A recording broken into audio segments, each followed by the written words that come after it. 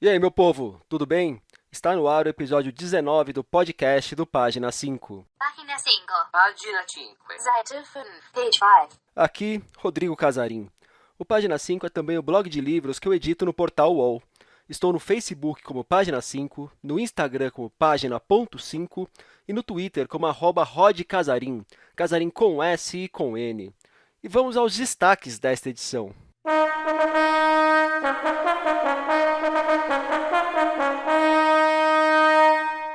Corpos Dissidentes, Literatura, Voz, Rua e Movimento, curso da Jéssica Balbino. 2 lançamentos de peso da Veneta. Oficina de Sérgio Rodrigues aqui em São Paulo. Um livro em homenagem ao editor Masao Ono. Carlos Henrique Schroeder, romance inspirado em Mussolini e obra reunida de Anne Frank nos lançamentos.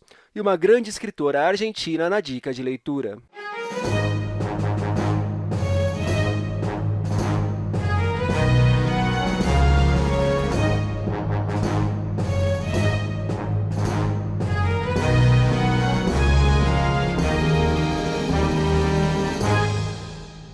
Jornalista, responsável pelo Projeto Margens, apontada em 2017 pelo Centro Cultural de São Paulo como uma das 100 mulheres que mais incentivam a cultura no país, uma das vozes do podcast Rabiscos, curadora de eventos literários, autora do livro-reportagem Hip Hop, A Cultura Marginal e de Gasolina e Fósforo, Meu Corpo em Chamas, prometido para março deste ano. Jéssica Balbino atua em muitas frentes da comunicação, da escrita e da literatura, e também dá aulas. Ela está com inscrições abertas para o curso Corpos Dissidentes, Literatura, Voz, Rua e Movimento, resultado de suas pesquisas e vivências como uma mulher que vive num corpo gordo. A Jéssica comentou como o corpo que tem impactou em sua trajetória de vida, influenciando inclusive seus rumos profissionais. Eu acredito que o nosso corpo é quem a gente é no mundo. Então, ele moldou toda a minha trajetória de vida, inclusive minha trajetória profissional, porque eu sou o tempo todo atravessada pelo que é ter um corpo dissidente, ou seja, que não está de acordo com as normas vigentes ou com os padrões que a sociedade impõe. Então, desde muito cedo, eu lido com o fato de ser uma mulher gorda no mundo. E isso passa, claro, pela vida pessoal e pela vida profissional, uma vez que tem-se menos oportunidades quando esse corpo está em dissonância com o que está posto, né? Então, é comprovado, né, por meio de pesquisas, que empregadores contratam menos, né? Ser uma mulher gorda jornalista é ter menos oportunidades, é ser renegada do vídeo, entre outras coisas. Mas, por outro lado, me deu campo para trabalhar a partir disso, a partir da literatura. Então, moldou mais de uma coisa que seria uma negativa, uma exclusão. Eu consegui fazer alguma coisa positiva, alcançando até mesmo um lugar de influenciadora dentro ali do meu microcosmos, com o trabalho voltado para o corpo. Então, moldou bastante essa trajetória. Algumas questões que nortearão o curso da Jéssica. Quanto o nosso corpo é responsável pela nossa história?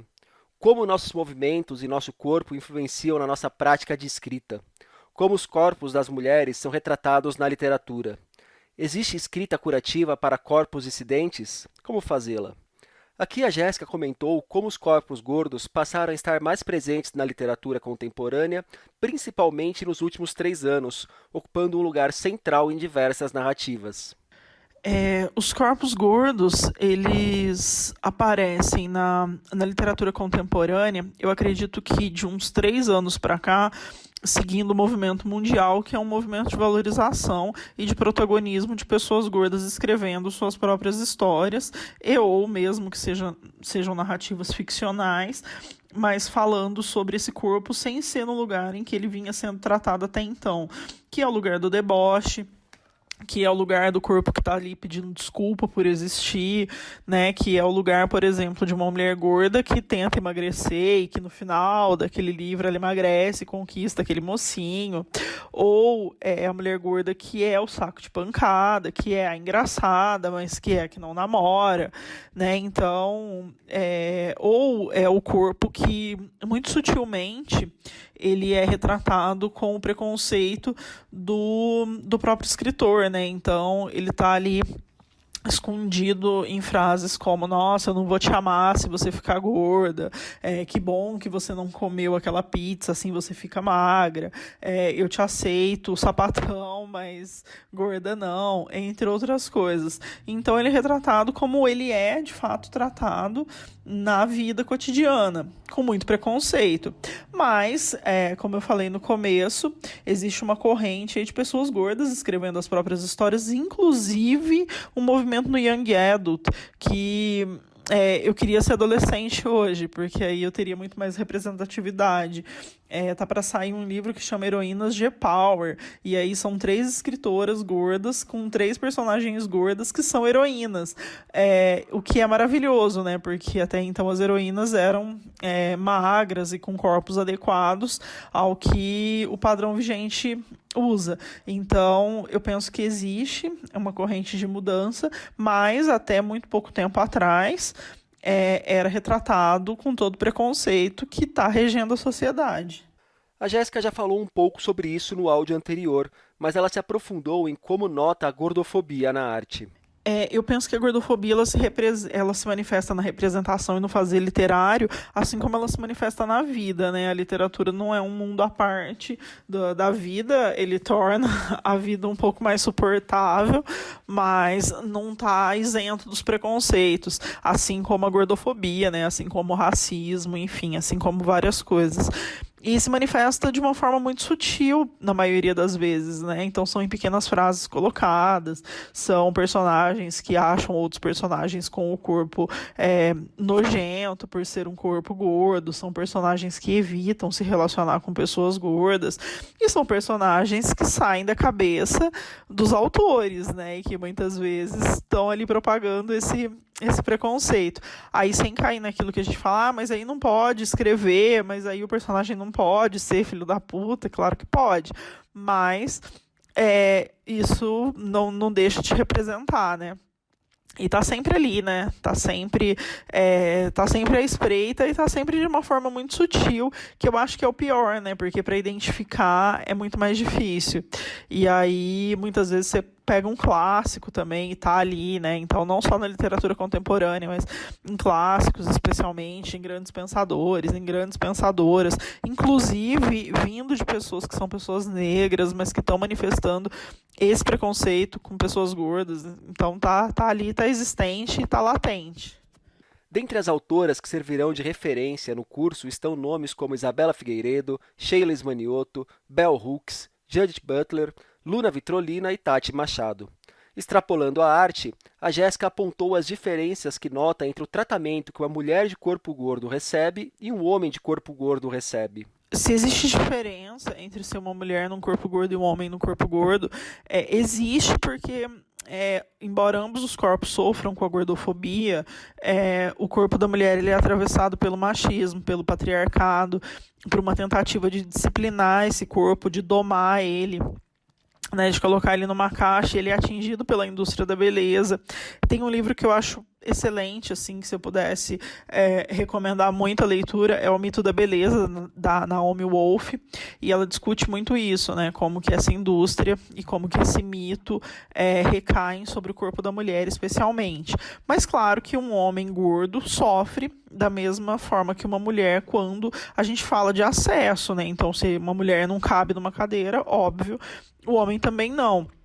Mas ele vai ser menos apontado na rua, ele vai ser menos cobrado, né? A gordura dele vai ser vista como charme, e no caso da mulher é sempre visto como desleixo, né? Entre outras coisas, que aí passam por outras, enfim, várias outras esferas, né?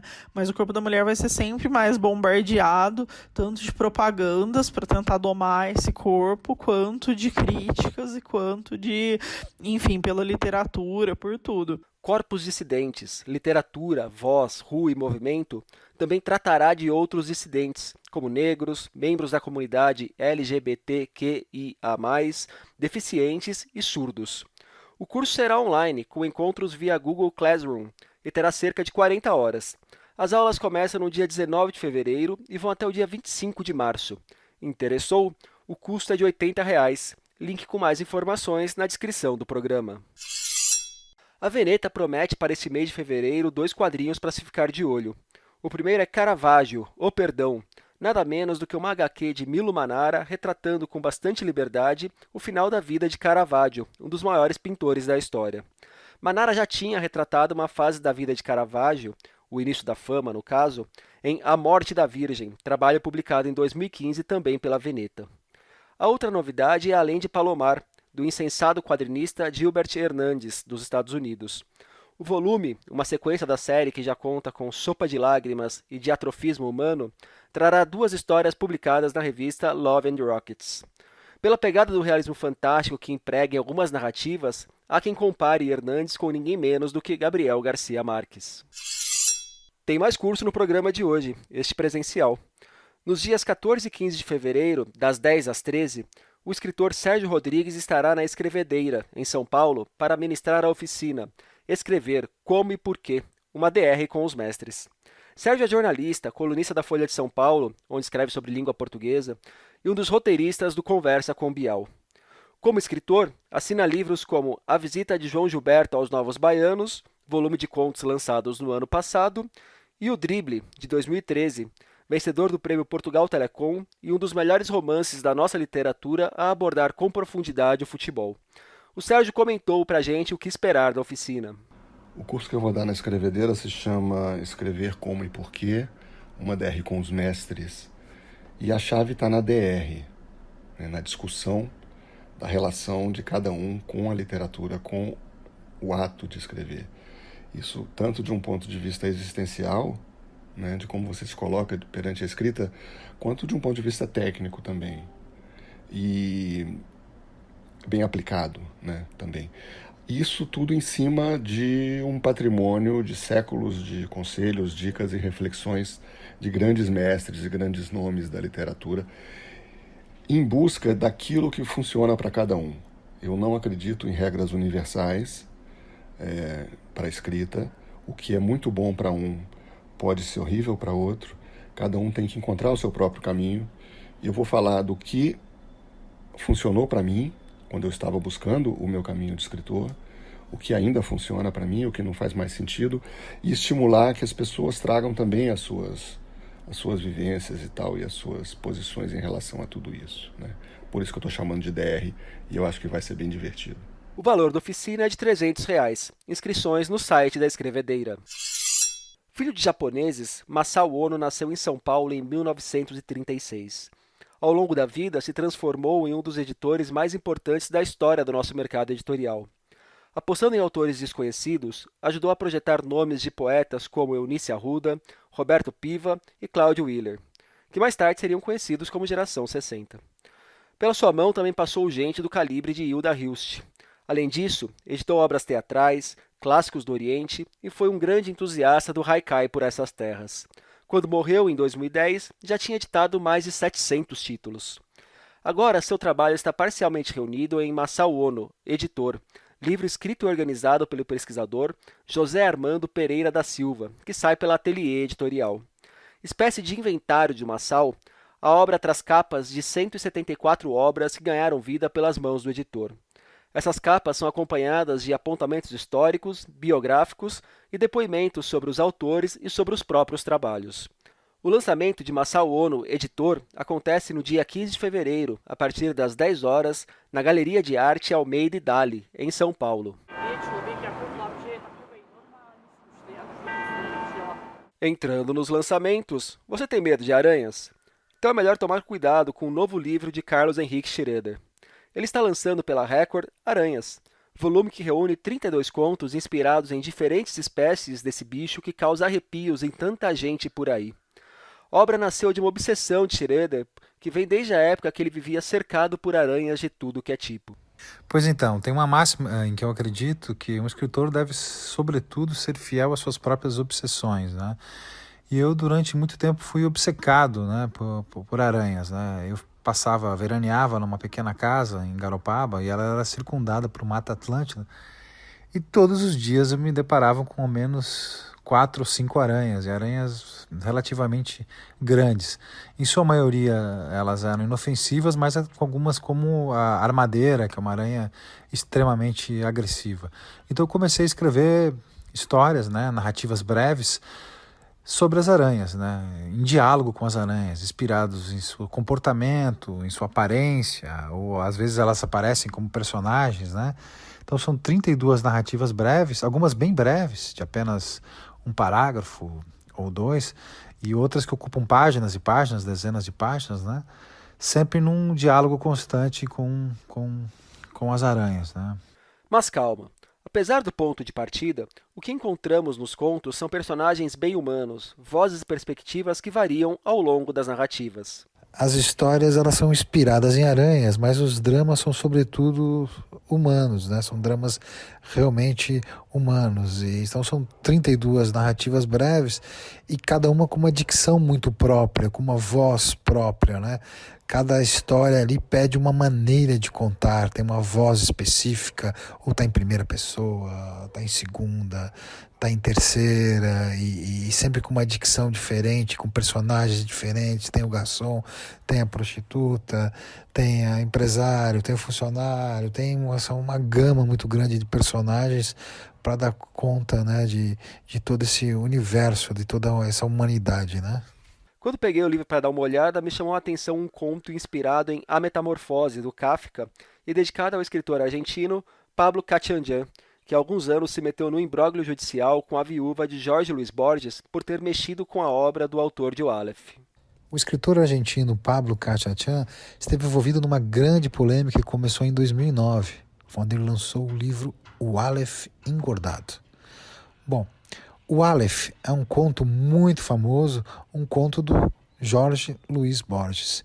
Então ele lançou o seu pequeno livro, né, contendo o conto, mas engordado, né, ele deu uma incrementada. E a Maria Kodama, que é a viúva e testamenteira do Borges, não gostou nada disso e entrou na justiça, alegando plágio. E o Pablo chegou a ter os bens penhorados durante um tempo. Isso deu uma grande repercussão, uma repercussão mundial. E nesse conto que eu dedico ao Pablo, eu me aproprio, né, e incremento um clássico que é o clássico A Metamorfose, do tcheco Franz Kafka, quando o Gregor Samsa, né, acorda transformado numa barata. Só que ali no conto ele acorda transformado numa aranha, né? Então eu dou uma incrementada, dou uma mudada, então por isso que eu dedico o conto ao Pablo. Schroeder é também autor de volumes de contos As Certezas e as Palavras, que venceu o prêmio Clarice Lispector da Fundação Biblioteca Nacional em 2010, e dos romances As Fantasias Eletivas e História da Chuva. Badalado na Itália, onde venceu o Strega, um dos principais prêmios da literatura no país, disputado em Frankfurt, elogiado por nomes conhecidos como Roberto Saviano. O romance M, O Filho do Século, um gigante de 816 páginas, chega com certa pompa ao Brasil pela Intrínseca, em tradução de Marcelo Lino.